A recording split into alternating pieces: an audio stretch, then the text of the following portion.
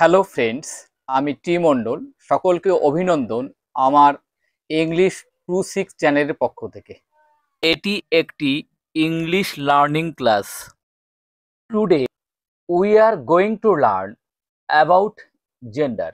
আজকে নাউনের যে জেন্ডার রয়েছে সেটা সম্পর্কে আলোচনা করা হবে। At first, definition of gender. What in nature is called the difference of sex is in grammar called the difference of gender. যে সকল নাউন দ্বারা পুরুষ, স্ত্রী ও অচেতন বস্তুকে চিহ্নিত করা যায় তাকে লিঙ্গ বা জেন্ডার বলে। There are 4 kinds of gender. Gender 4 রকমের। Number 1 masculine gender, number 2 feminine gender, number 3 common gender, number 4 neuter gender.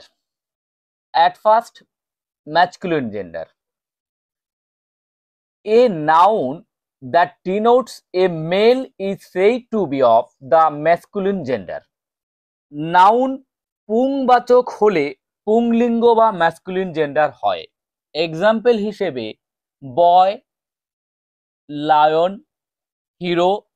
Number 2 feminine gender. A noun that denotes a female is said to be of the feminine gender.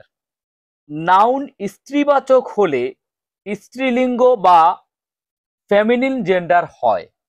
Example হিসেবে girl, lioness, heroine. Number 3 common gender. A noun that denotes either a male or a female is said to be of the common gender.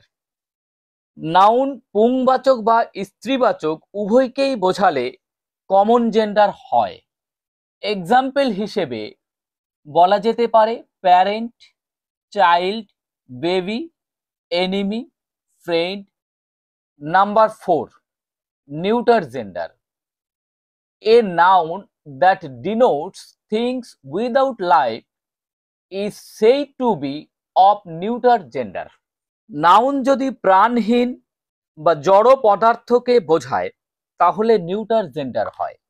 Example হিসেবে বলা যেতে পারে বুক, pen, gold, shirt,